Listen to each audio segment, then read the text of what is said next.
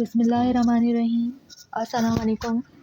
आज का हमारा टॉपिक माइटोकॉन्ड्रिया के स्ट्रक्चर और फंक्शन के मुतालिक है और इसमें हम माइटोकॉन्ड्रिया को डिटेल से डिस्कस करेंगे। माइटोकॉन्ड्रिया को अगर हम माइटोकॉन्ड्रिया की हिस्ट्री की बात करें तो माइटोकॉन्ड्रिया को सबसे पहले डिस्क्राइब किया था 1890 में रिचर्ड आल्टमैन ने और उन्होंने इसे बायोब्लास्ट का नाम दिया था। In 1890 mitochondria was first described by Richard Altmann and he called them as bioblast. Benda in the year 1897 coined the term mitochondrion। फिर दूसरे साइंटिस्ट आए तकरीबन 7 साल के बाद जिनका नाम बेंडा था और उन्होंने इसको माइटोकॉन्ड्रियन का नाम दिया। माइटोकॉन्ड्रिया प्लूरल फॉर्म है और माइटोकॉन्ड्रियन जो है वो सिंगुलर फॉर्म है।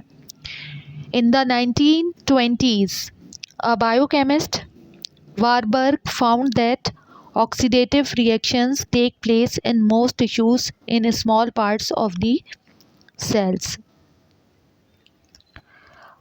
1920 में 1920 की दिहाई में एक बायोकेमिस्ट थे जिनका नाम था वारबर्ग। उन्होंने ये कहा कि ऑक्सीडेटिव रिएक्शंस हो रहे हैं। ऑक्सीडेटिव रिएक्शंस का मतलब क्या है? ऑक्सीडेशन हो रही है और रिडक्शन हो रही है, साथ में लॉस ऑफ इलेक्ट्रॉन हो रहा है और गेन ऑफ इलेक्ट्रॉन हो रहा है, और उसके नतीजे में ये सारे जो रिएक्शंस हो रहे हैं ये सेल्स के स्मॉल पार्ट्स में हो रहे हैं। ज़्यादातर जो टिश्यूज़ हैं उनमें जो सेल्स हैं उनके स्मॉल पार्ट्स में हो रहे हैं ये ऑक्सीडेटिव रिएक्शंस। और ये हमें पता है कि ये स्मॉल पार्ट्स माइटोकॉन्ड्रिया हैं जिनमें ये ऑक्सीडेशन और रिडक्शन का प्रोसेस हो रहा है, जहाँ पे कार्बोहाइड्रेट की ब्रेकडाउन हो रही है। तो रिचर्ड आल्टमैन को सबसे पहले 1819 में माइटोकॉन्ड्रिया को डिस्क्राइब करने का मौका मिला और उससे ही ये कहा जाता है कि उसने ही सबसे पहले डिस्क्राइब किया 1890 में माइटोकॉन्ड्रिया को। अब अगर हम माइटोकॉन्ड्रिया की बात करें तो माइटोकॉन्ड्रिया और कॉन्ड्रियोसोम, माइटोकॉन्ड्रिया भी कहा जाता है और कॉन्ड्रियोसोम्स भी कहा जाता है, दूसरा नाम इसका कॉन्ड्रियोसोम्स है, are universally present in the cytoplasm of animals and plants. Universally, चाहे वो प्लांट का सेल हो चाहे वो एनिमल का सेल हो, उसके साइटोप्लाज्म में हमें माइटोकॉन्ड्रिया जो है वो दिखने को मिलेगा। They appear as minute granules, छोटे छोटे ग्रैन्यूल्स की फॉर्म में होते हैं, छोटे छोटे ग्रेन्स की फॉर्म में, ग्रैन्यूल्स की फॉर्म में, वेसिकल्स की फॉर्म में। वेसिकल्स मेम्ब्रेन बाउंडेड स्ट्रक्चर्स होते हैं, रॉडलेट्स की फॉर्म में, रॉड की फॉर्म में हो सकते हैं, थ्रेड की फॉर्म में हो सकते हैं, धागे की फॉर्म में हो सकते हैं, स्ट्रिंग्स जो हैं वो थोड़े और थ्रेड की थोड़ी और उसको बड़ा करते हैं तो वो स्ट्रिंग्स में कन्वर्ट हो जाता है। तो ये इनकी मुख्तलिफ जो होती हैं वो शेप्स होती हैं, और ये जो शेप्स होती हैं ये फिजियोलॉजिकल कंडीशंस पे, सेल्स किस फिजियोलॉजिकल कंडीशन में उस पे डिपेंड करता है कि इसकी शेप क्या है। ये अपनी शेप को सेल की फिजियोलॉजी के मुताबिक जो है वो चेंज करने की सलाहियत रखता है। अगर हम इसकी डायग्राम देखें तो ये हमें इस तरीके से इलेक्ट्रॉन माइक्रोस्कोप में इस तरीके से दिखेगा, और ये इस तरीके से डबल मेम्ब्रेन बाउंडेड स्ट्रक्चर होता है। आउटर मेम्ब्रेन जो होती है वो स्मूथ होती है, इनर मेम्ब्रेन जो होती है वो स्मूथ नहीं होती, और ये लिपिड और प्रोटीन से मिला हुआ एक स्ट्रक्चर है जिसको अभी हमने डिटेल से डिस्कस करना है। अब देखें यहाँ पे फिर माइटोकॉन्ड्रिया हमें नज़र आ रहा है। They are seen to be in constant motion in living cells. ये माइटोकॉन्ड्रिया जो है वो कांस्टेंट मोशन करते रहते हैं, वाइब्रेट करते रहते हैं, मोशन करते रहते हैं, एक जगह से दूसरी जगह, साइटोप्लाज्म में एक जगह से दूसरी जगह वाइब्रेट करते रहते हैं। Mitochondria are the centre of aerobic respiration. Mitochondria को एरोबिक रेस्पायरेशन का सेंटर कहा जाता है। एरोबिक रेस्पायरेशन ऐसी रेस्पायरेशन होती है जहाँ पे ऑक्सीजन की मदद से कार्बोहाइड्रेट की डिग्रेडेशन हो, प्रोटीन की डिग्रेडेशन हो या लिपिड्स की डिग्रेडेशन हो। तो उसको जब ऑक्सीजन इन्वॉल्व हो जाती है किसी भी कैटाबॉलिक प्रोसेस में, चाहे वो कार्बोहाइड्रेट हो, लिपिड्स हो, प्रोटीन्स हो, तो उसको हम कहते हैं एरोबिक रेस्पायरेशन। और उसके नतीजे में कार्बन डाइऑक्साइड और वाटर जो है वो रिलीज होता है। ऑक्सीजन जो है वो यूज़ होती है और कार्बन डाइऑक्साइड और वाटर जो है वो लिबरेट होता है। Each mitochondria is approximately about 0.2 to 1.0 nanometre in diameter. हर माइटोकॉन्ड्रिया का जो साइज़ होता है वो होता है 0.2 से 1 नैनोमीटर का साइज़ होता है। नैनोमीटर जो होता है वो माइक्रोमीटर से भी छोटा यूनिट है। माइक्रोमीटर जो होता है वो 10⁻⁻⁶ है और जो नैनोमीटर होता है वो 10⁻⁹ होता है।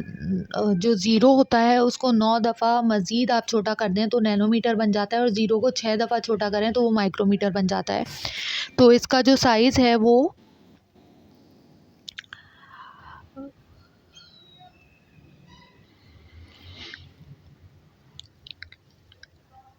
0.2 to 1.0 नैनोमीटर इसका डायमीटर होता है, इसकी ब्रेथ होती है, और 10 माइक्रोमीटर ये लॉन्ग होता है। इसकी जो लंबाई है, जो लेंथ है वो 10 माइक्रोमीटर होती है और जो इसकी ब्रेथ है, जो चौड़ाई है वो 0.2 to 1.0 नैनोमीटर, यानी कि चौड़ाई इसकी कम है और लंबाई इसकी ज़्यादा है। अब ये हमने देखा, ये देखिए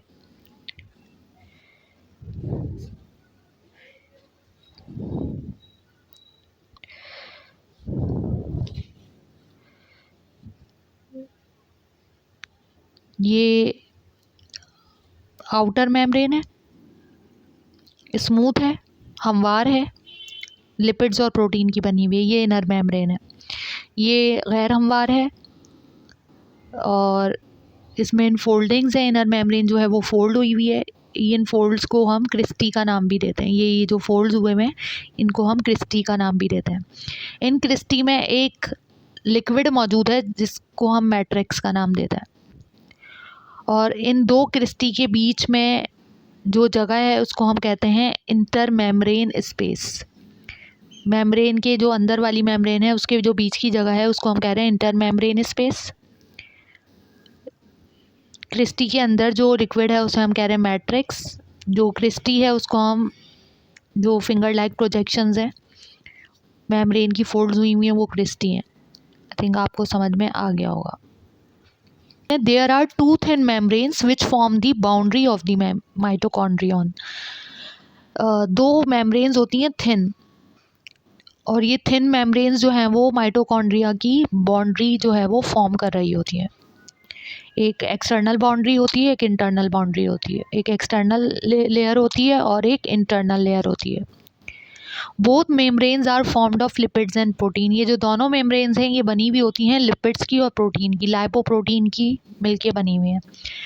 the inner membrane forms irregular incomplete partitions called cristae. जो इनर मेम्ब्रेन है वो इनकम्प्लीट पार्टीशंस बनाई हुई होती है जिसको क्रिस्टी कहते हैं। अभी हम डिस्कस कर चुके हैं इसको। The interior of the mitochondrion contains fluid like organic matrix with a number of chemical compounds in it, जिसमें मुख्तलिफ केमिकल कंपाउंड्स हो सकते हैं, मुख्तलिफ एंजाइम्स हो सकते हैं, मुख्तलिफ और केमिकल्स हो सकते हैं जो वहाँ पे रेस्पायरेशन का जो प्रोसेस हो रहा है, जहाँ पे एटीपी प्रोडक्शन हो रही है, वहाँ पे वो इन्वॉल्व हुए हुए होते हैं। कार्बोहाइड्रेट डिग्रेड हो रहा है। On the cristae are located enzymes and coenzymes by means of which carbohydrate, starch, fatty acid, lipids and amino acid proteins are metabolized to produce carbon dioxide and water. यहाँ पे mitochondria में carbohydrate, fatty acids और amino acids जो हैं वो metabolised होंगे। इनमें catabolic process होगा और उसके रिज़ल्ट में कार्बन डाइऑक्साइड और वाटर जो है वो प्रोडक्ट के तौर पे प्रोड्यूस्ड होंगे। अब ये जो सारा प्रोसेस हो रहा है इसमें ऑक्सीजन जो है वो कार्बोहाइड्रेट को, फैटी एसिड, लिपिड्स को और अमाइनो एसिड्स को ऑक्सीडाइज़ करती है, और ऑक्सीडाइज़ करने के बाद पूरा एक ऑक्सीडेशन रिडक्शन का प्रोसेस होता है, ऑक्सीडेटिव फॉस्फोराइलेशन का प्रोसेस होता है, जिसमें कार्बन डाइऑक्साइड और वाटर रिलीज़ होते हैं और साथ में एनर्जी भी रिलीज़ होती है एटीपी की फॉर्म में। माइटोकॉन्ड्रिया को power house of the cell कहा जाता है। इसके अंदर एटीपी प्रोड्यूस होता है जो सेल अपनी मुख्तलिफ मेटाबॉलिक एक्टिविटीज़ में यूज़ करते हैं। माइटोकॉन्ड्रिया सेलुलर रेस्पायरेशन का भी काम बहुत अच्छी तरीके से अंजाम देता है। माइटोकॉन्ड्रिया कार्बोहाइड्रेट, लिपिड्स और प्रोटीन्स को ऑक्सीजन की मौजूदगी में मेटाबोलाइज करता है और उसके रिजल्ट में कार्बन डाइऑक्साइड, वाटर और एटीपी बहुत बड़ी अमाउंट में रिलीज़ होता है।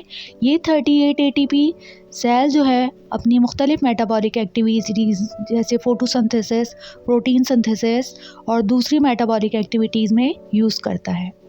Energy in the form of ATP is released in this process, which is stored within mitochondria.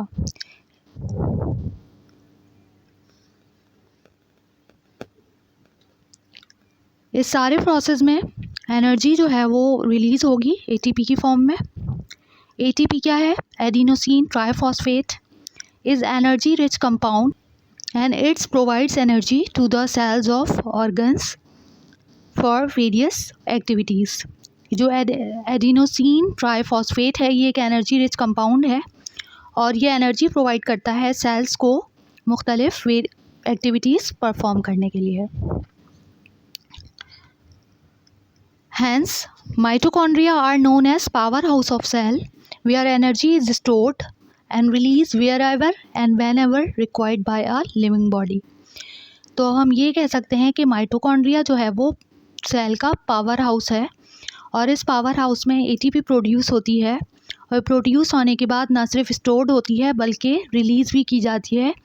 और ये एटीपी की फॉर्म में रिलीज़ की जाती है जब भी सेल्स को किसी भी एक्टिविटी के लिए, किसी भी प्रोसेस के लिए एनर्जी की ज़रूरत होती है तो ये एटीपी जो है वो वहाँ पे जाके कंज्यूम होती है। टोटल एटीपी 38 जो हैं वो प्रोड्यूस होते हैं जो मुख्तलिफ रिएक्शंस में मददगार साबित होते हैं। Mitochondria have a semi autonomous existence in the cell. Mitochondria का जो सेल में एग्जिस्टेंस है वो सेमी ऑटोनोमस है। सेमी ऑटोनोमस का मतलब क्या है कि ये अपने अंदर अब ऑटोमेटिकली डिवाइड होके अपने जैसे दो डॉटर माइटोकॉन्ड्रिया जो है वो खुद से प्रोड्यूस कर सकता है। ये इसके पास अपना डीएनए मौजूद होता है, इसके पास अपना आरएनए मौजूद होता है, इसके पास अपनी जीन्स मौजूद होते हैं, अपनी ऐसी प्रोटीन्स मौजूद होती है जिसकी वजह से ये पूरा अपना स्ट्रक्चरल फ्रेमवर्क बनाने की सलाहियत रखता है। और एक माइटोकॉन्ड्रिया दो डॉटर माइटोकॉन्ड्रिया में डिवाइड हो सकता है। अगर सेल्स में माइटोकॉन्ड्रिया की ज़रूरत पड़ रही है, अगर एनर्जी की ज़्यादा ज़रूरत पड़ रही है तो माइटोकॉन्ड्रिया खुद से जो है वो डिवाइड करके अपनी जो है वो क्वांटिटी को इंक्रीज़ कर सकते हैं। They have their own DNA that directs production of some of their component proteins and they can divide in half and thus reproduce independently of the cell's normal cell division cycle.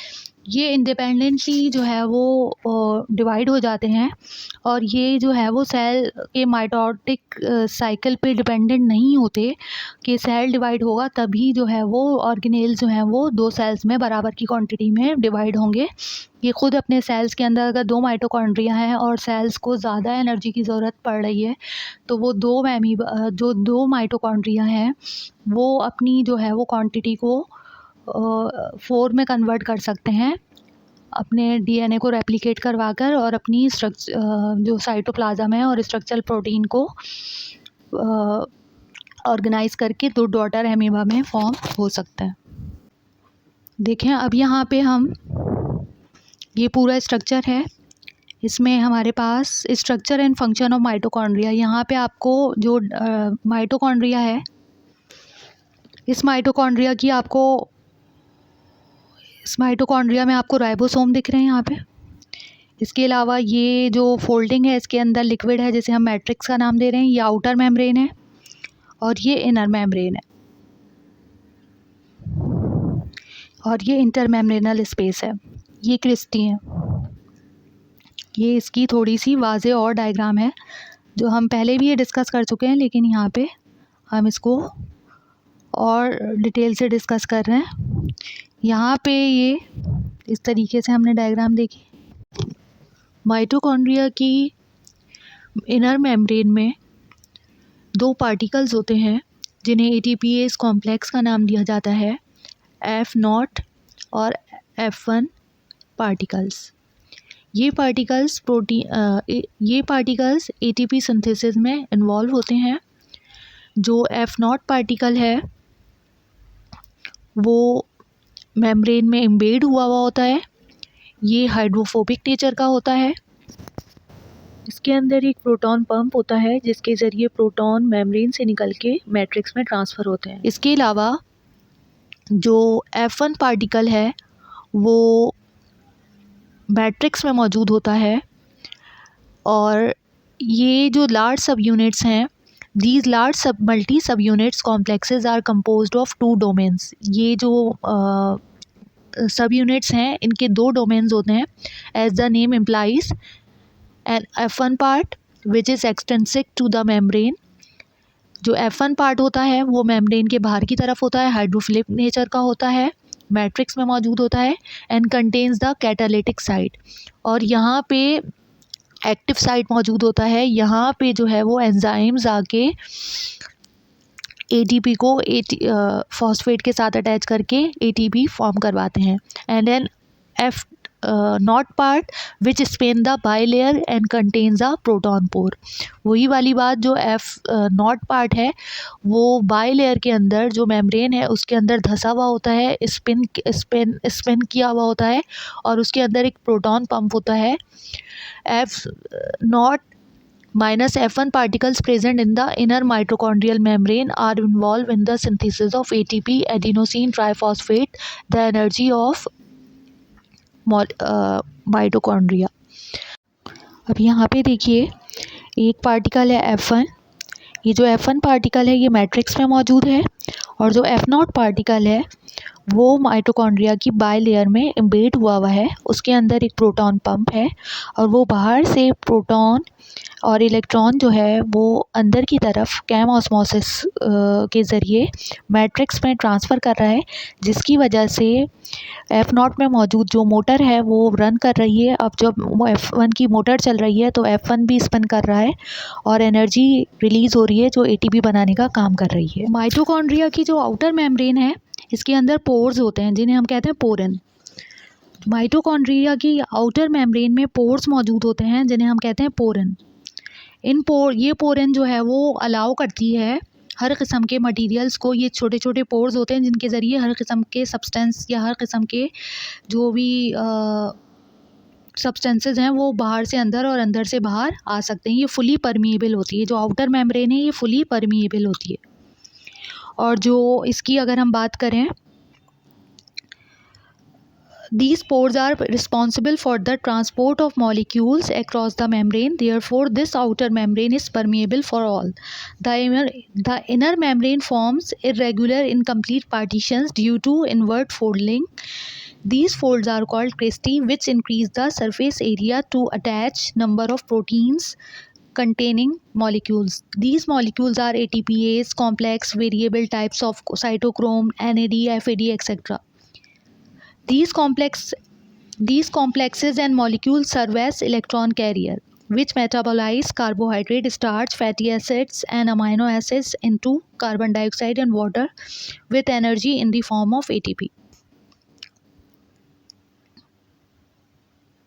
तो जो inner membrane है वो selective होती है, वो fully permeable नहीं होती है। जो इनर मेम्ब्रेन जो क्रिस्टी होती है ये हर चीज़ को अलाउ नहीं करती है और जो आउटर मेम्ब्रेन है वो सारी चीज़ों को अलाउ कर देती है और फिर सिलेक्टिवली जो है वो क्रिस्टी डिसाइड करती है कि किस चीज़ को की यूज़ करना है, किस चीज़ को अपने अंदर से पास करके मैट्रिक्स तक जाने देना है और किस चीज़ को पास नहीं होने देना है। तो ये चीज़ आपको समझा दी। अब यहाँ पे हमारे पास देखिए माइटोकॉन्ड्रिया, ये क्रिस्टी है, यहाँ पे हमारे पास ये मैट्रिक्स है, ये इनर मेम्ब्रेन है, ये आउटर मेम्ब्रेन है, ये माइटोकॉन्ड्रिया स्ट्रक्चरल फीचर्स हैं। अब थोड़ा सा इसका डिस्क्रिप्शन देख लेते हैं।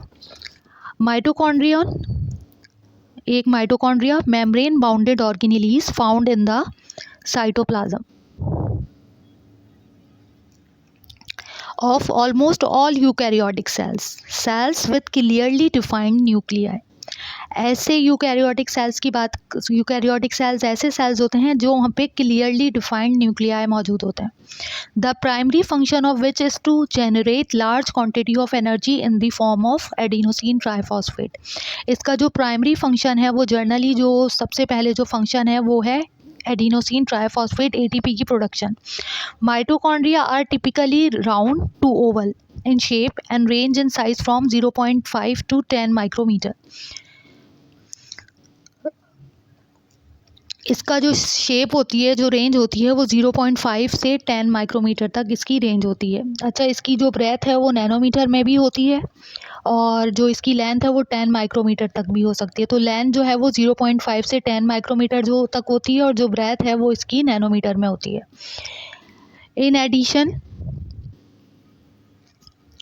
To producing energy, mitochondria store calcium for cell signalling activities. ना सिर्फ ये एनर्जी प्रोड्यूस करते हैं बल्कि ये अपने अंदर कैल्शियम को भी स्टोर करके रखते हैं ताकि जो है मुख्तलिफ एक्टिविटीज़ जो हैं वो परफॉर्म हो सकें। इसके अलावा ये हीट जनरेट करते हैं और सेल की ग्रोथ और डेथ को भी कंट्रोल करते हैं कैल्शियम को अपने अंदर स्टोर करके। और ये जो कैल्शियम है ये सिग्नलिंग एक्टिविटीज़ में इन्वॉल्व है और ये ना सिर्फ इससे सिग्नलिंग एक्टिविटीज़ कंट्रोल होती हैं बल्कि हीट जनरेट होती है, सेल ग्रोथ और डेथ जो है वो भी कंट्रोल होती है। अच्छा, अब यहाँ पे थोड़ा सा और इसका डिस्क्रिप्शन थोड़ा सा और पढ़ लेते हैं डिटेल में। द नंबर ऑफ माइटोकॉन्ड्रियन पर सेल वेरीज वाइडली। इसकी जो माइटोकॉन्ड्रिया उसकी जो नंबर है वो वेरी करता है cell to cell. For example, in humans erythrocytes red blood cells do not contain any mitochondria. Erythrocytes जो रेड ब्लड सेल्स होते हैं उनके अंदर आपको कोई भी माइटोकॉन्ड्रिया नहीं मिलेगा। वेयर एज लिवर सेल्स, जो लिवर के सेल्स होते हैं और मसल्स के जो सेल्स होते हैं, मे कंटेन हंड्रेड्स और इवन थाउजेंड्स। लिवर के सेल्स में क्योंकि वहाँ पे एनर्जी की ज़रूरत होती है और मसल्स को जो एनर्जी की ज़रूरत होती है मूवमेंट के लिए, और लिवर में डिटॉक्सिफिकेशन का काम और बहुत मेन काम हो रहा होता है, तो वहाँ पे ये हंड्रेड्स में और बाज़ औक़ात थाउजेंड्स में भी इनकी क्वांटिटी होती है। The only eukaryotic organism known to lack mitochondria. एक ऐसा यूकैरियोटिक ऑर्गेनिज्म है जिसके अंदर माइटोकॉन्ड्रिया मौजूद नहीं होता, इज़ द ऑक्सीमोनेट मोनोसर्कोमोनॉइड्स स्पीशीज से एक ऐसी स्पीशी है यूकैरियोटिक सेल्स की जहाँ पे एक भी माइटोकॉन्ड्रिया मौजूद नहीं होता। Mitochondria are unlike other cellular organelles in that they have two distinct membranes. Mitochondria जो होता है वो दूसरे सेलुलर ऑर्गेनेलीज से थोड़ा सा डिफरेंट होता है। इसके पास दो डिस्टिंक्ट मेम्ब्रेन होती हैं, बिल्कुल वाजे मेम्ब्रेन होती हैं जो दिख रही होती हैं। एक आउटर स्मूथ होती है और इनर जो है वो इरेगुलर होती है, और दूसरे ऑर्गेनिज्म में इस तरह की मेम्ब्रेन्स नहीं होती। ज़्यादातर जो मेम्ब्रेन होती हैं वो आउटर और इनर दोनों जो हैं वो स्मूथ होती हैं।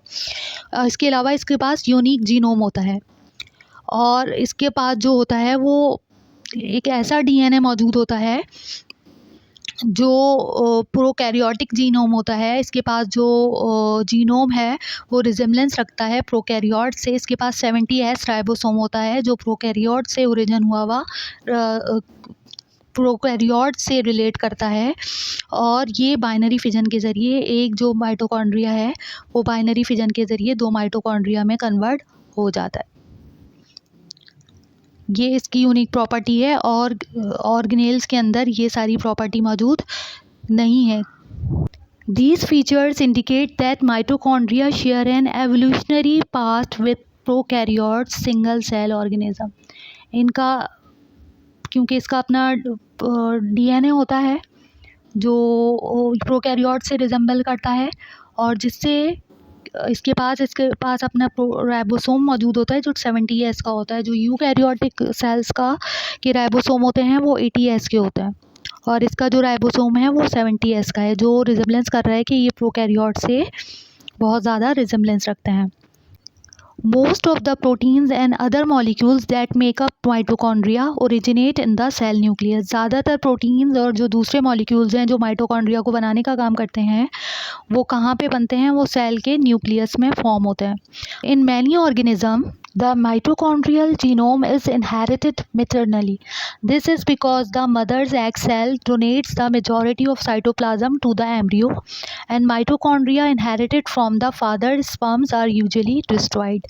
ज़्यादातर जो माइटोकॉन्ड्रिया मौजूद होता है किसी भी लिविंग ऑर्गेनिज्म में वो इनहेरिट हुआ होता है अपनी मदर की तरफ से, और क्योंकि मदर के पास एग होता है और उसके पास एग के अंदर साइटोप्लाज्म की क्वांटिटी ज़्यादा होती है, तो साइटोप्लाज्म से ही एग के साइटोप्लाज्म से ही जो माइटोकॉन्ड्रिया है वो ट्रांसफ़र हो जाता है एम्ब्रियो में, और जो फादर के स्पर्म में माइटोकॉन्ड्रिया होता है वो ज़्यादातर डिस्ट्रॉयड हो जाता है।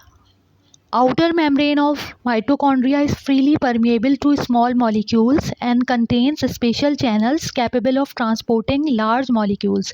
In contrast, the inner membrane is far less permeable। जो outer membrane है वो परमिएबल होती है, वो स्मॉल मॉलिक्यूल्स को भी अलाउ करती है, वो लार्ज मॉलिक्यूल्स को भी अलाउ करती है, और जो इनर मेम्ब्रेन है वो लेस परमिएबल होती है, वो इतनी ज़्यादा चीज़ों को अपने अंदर से अलाउ नहीं करती, allowing only very small molecules to cross into the gel-like matrix that make up the organelle's central mass। और सिर्फ कुछ मखसूस मॉलिक्यूल्स को ही पास करती है कि वो उसमें से पास होकर क्रिस्टी के अंदर मौजूद मैट्रिक्स के अंदर चले जाएं, और मैट्रिक्स जो है उसने ऑर्गेनेली का सेंट्रल मास, जो मैट्रिक्स होता है ना वो सेंट्रल मास होता है, और उसमें वो जो इनर मेम्ब्रेन है सिर्फ एक मखसूस किस्म के मॉलिक्यूल्स को ही अलाउ करती है। The matrix contains the deoxyribo nucleic acid. DNA matrix जो होता है अंदर, जो लिक्विड होता है क्रिस्टी के अंदर, उसके अंदर डीएनए मौजूद होता है। इसके अलावा उसके अंदर माइटोकॉन्ड्रियल जीनोम मौजूद होता है। The matrix contain the deoxyribonucleic acid DNA of the mitochondrial genome and the enzymes of tricarboxylic acid TCA cycle। जो TCA cycle होता है सिट्रिक एसिड साइकिल या फिर क्रेब साइकिल्स में जो एंजाइम्स इन्वॉल्व होते हैं, जो मुख्तलिफ एंजाइम जो हैं वो इन्वॉल्व होते हैं क्रेब साइकिल में, जो सेलुलर रेस्पिरेशन होती है जो मैट्रिक्स में होती है, उसमें जो एंजाइम्स रिक्वायर्ड होते हैं वो माइटोकॉन्ड्रिया के मैट्रिक्स या लिक्विड में मौजूद होते हैं। Which metabolize nutrients into byproducts the mitochondria, जिसकी वजह से जो न्यूट्रिएंट्स होते हैं, जो मुख्तलिफ सब्सटेंसेस होते हैं उस क्रेब साइकिल के अंदर, citric acid, succinyl CoA, oxaloacetic acid, fumaric acid, fumarase होते हैं, और बहुत सारे एंजाइम्स और मुख्तलिफ कंपाउंड होते हैं जिसकी वजह से वो बाय प्रोडक्ट जो है बन जाता है माइटोकॉन्ड्रिया के अंदर इन एंजाइम्स की वजह से। The processes that convert these by products into energy occur primarily on the inner membrane. ये जो सारा प्रोसेस हो रहा है जो कन्वर्ट कर रहा है इन प्रोडक्ट्स को एनर्जी के अंदर, ये माइटोकॉन्ड्रिया की इनर मेम्ब्रेन में हो रहा है, which is bent into fold known as cristae that. और ये जो क्रिस्टी है, जो इनर मेम्ब्रेन है, जो क्रिस्टी यहाँ पे हमारे दिख रही है, ये जो क्रिस्टी अंदर मेम्ब्रेन के अंदर जो क्रिस्टी मौजूद है, ये जो क्रिस्टी मौजूद है इसके अंदर जो बैंड्स बने हुए हैं, इनके अंदर ये सारा जो ईटीसी हो रही है, ये ईटीसी जो हो रही है इलेक्ट्रॉन ट्रांसपोर्ट चेन इस मेम्ब्रेन में हो रही है, और इस मेम्ब्रेन में होने की वजह से जो एनर्जी प्रोडक्शन है वो एटीपी की फॉर्म में प्रोड्यूस हो रही है।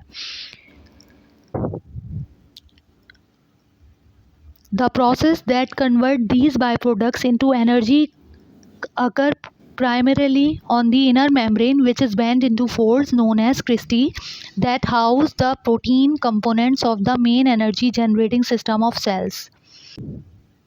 The ETC uses a series of oxidation reduction reaction to move. ये जो इलेक्ट्रॉन ट्रांसपोर्ट चेन जो क्रिस्टी के अंदर हो रही है, जो क्रिस्टी आपको नज़र आ रही है, इसके अंदर जो इलेक्ट्रॉन ट्रांसपोर्ट चेन हो रही है, इसके अंदर ऑक्सीडेशन और रिडक्शन का प्रोसेस हो रहा है। इसके अंदर ऑक्सीडेशन और रिडक्शन का प्रोसेस हो रहा है, जिसको हम कह रहे हैं oxidative phosphorylation.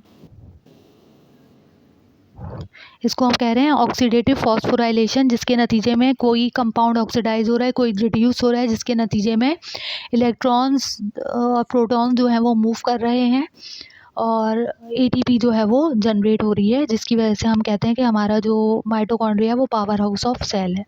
Action to move electrons from one protein components to the next. ये जो ऑक्सीडेशन रिडक्शन जो प्रोसेस हो रहा है, उसमें इलेक्ट्रॉन जो होते हैं वो एक प्रोटीन कंपोनेंट से दूसरे प्रोटीन कंपोनेंट में ट्रांसफ़र होते हैं।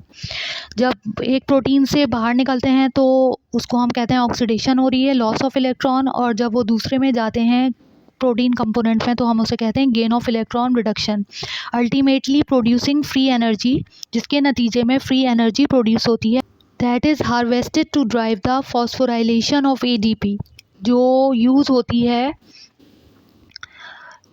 एडीपी के अंदर फॉस्फेट को ऐड कराने में। जो एडेनिन डाइफॉस्फेट है उसके अंदर एक तीसरे फॉस्फेट को, एडेनिन डाइफॉस्फेट के अंदर होते हैं 2 फॉस्फेट, उसके अंदर तीसरे फॉस्फेट को जब ऐड किया जाता है तो वो कन्वर्ट हो जाता है एटीपी में, और जब ये एटीपी इसके साथ एटीपी फॉर्म होगा एडिशन ऑफ फॉस्फेट की वजह से, तो इसको एनर्जी की ज़रूरत है, और ये एनर्जी कहाँ से आएगी? ऑक्सीडेशन रिडक्शन के रिजल्ट में। This process known as chemiosmotic coupling of oxidative phosphorylation. ये जो प्रोसेस होता है इसको हम कहते हैं chemiosmotic coupling of oxidative phosphorylation. ये जो एक प्रोसेस है, इसके अंदर जो इलेक्ट्रॉन्स और प्रोटॉन्स हैं वो मूव कर रहे हैं अपनी हायर कंसंट्रेशन से लोअर कंसंट्रेशन की तरफ विथ सेमी परमिएबल मेम्ब्रेन। तो इस प्रोसेस को, क्योंकि वो मैट्रिक्स से जो है वो मूव करके फिर वो इलेक्ट्रॉन ट्रांसपोर्ट चेन में आते हैं, मेम्ब्रेन को पास करते हैं, तो इसकी वजह से ऑस्मोसिस की बात कर रहे हैं हम। हायर कंसंट्रेशन से इलेक्ट्रॉन हमेशा मूव करता है लोअर कंसंट्रेशन की तरफ, और कैम ऑस्मोटिक इसलिए कह रहे हैं क्योंकि इलेक्ट्रॉन्स हैं, तो हम इसको कह रहे हैं chemiosmotic coupling of oxidative phosphorylation. Powers this process known as chemiosmotic coupling of oxidative phosphorylation powers nearly all cellular activities, जो काफ़ी होती है तमाम सेलुलर एक्टिविटीज़ को तवानाई फराहम करने के लिए, including those that generate muscles movement and fuel brain of functions. चाहे वो मसल्स मूवमेंट हो रही है या ब्रेन के फंक्शंस हो रहे हैं या कोई भी बॉडी जो है वो फंक्शंस परफॉर्म कर रही है, उसके लिए ज़रूरी होता है। कुछ डिजीज़ेस और कुछ डिसऑर्डर्स ऐसे हैं जो माइटोकॉन्ड्रिया के डीएनए में ख़राबी पैदा होने की वजह से प्रोड्यूस हो जाते हैं। Disorders resulting from mutations in mitochondrial DNA demonstrates an alternative form of non Mendelian inheritance. ये जो डिसऑर्डर्स हैं ये मेंडल के इनहेरिटेंस नहीं है, मेंडल के क़वानीन के नहीं है, ये नॉन मेंडेलियन इनहेरिटेंस है। ये ऐसे डिसऑर्डर्स नहीं हैं जो मेंडल ने फराहम किए थे कि पेरेंट्स से ऑफस्प्रिंग्स में ट्रांसफ़र हो रहे हैं। ये नॉन इनहेरिटेड, ये alternative form of non Mendelian inheritance है। ये मेंडल के इनहेरिटेंस से इन बीमारियों का कोई ताल्लुक़ नहीं है। known as maternal inheritance, in which the mutation and disorders are passed from mothers to all of their children। और ये जो डिजीज़ ट्रांसफ़र होती हैं ये माँ की तरफ से डिजीज़ ट्रांसफ़र होती हैं, क्योंकि मदर साइड से ही माइटोकॉन्ड्रिया जो है वो ऑफस्प्रिंग्स में ट्रांसफ़र होता है। और अगर उस माइटोकॉन्ड्रिया के डीएनए में ख़राबी होने की वजह से कोई डिज़ीज़ प्रोड्यूस हो रही है तो वो उसे यही कहा जाएगा कि वो इनहेरिटेड हुई है, वो माँ की तरफ से ट्रांसफ़र हुई है। The mutations generally effect the function of the mitochondria. ये माइटोकॉन्ड्रिया के फंक्शंस को डिस्टर्ब करती हैं। कंप्रोमाइजिंग अमंग अदर प्रोसेस, जिसकी वजह से दूसरे और प्रोसेसेस भी मुतासर होते हैं। एटीपी की प्रोडक्शन मुतासर होती है, और अगर सीवियरिटी होती है तो फिर वो डिसऑर्डर ज़्यादा जो है वो सीरियल फॉर्म में आ जाता है। There are numerous inherited and acquired mitochondrial diseases, many of which can emerge at any age and are enormously diverse in their clinical and molecular function. They range in severity from relatively mild diseases that affects just a single organ, sometimes fatal illness. कुछ जो हैं वो बहुत ज़्यादा mild होती हैं और कुछ जो होती हैं बहुत ज़्यादा लीथल होती हैं, जिसकी वजह से मौत भी वाक़ई हो सकती है। Both inherited and acquired mitochondrial dysfunction is implicated in several diseases including Alzheimer disease and Parkinson disease। ये जो Alzheimer disease है और ये Parkinson disease है, ये माइटोकॉन्ड्रियल मेम्ब्रेन, माइटोकॉन्ड्रिया के जो डीएनए है उसके अंदर ख़राबी होने की वजह से प्रोड्यूस होती है। The accumulation of mitochondrial DNA mutations through out an organisms life span. ये जो एक्यूमुलेशन होती रहती है माइटोकॉन्ड्रिया के डीएनए में, ये पूरी ऑर्गेनिज़म की पूरी थ्रू आउट लाइफ स्पैन में ये चीज़ें जो हैं वो जमा होती रहती हैं।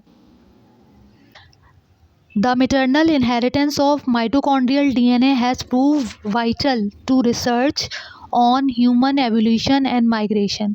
Maternal transmission allows similarities inherited in generations of offspring to be traced down a single line of ancestors for many generations. Research has shown that fragments of the mitochondrial genome carried by all humans alive today can be traced to a single woman ancestor living an estimated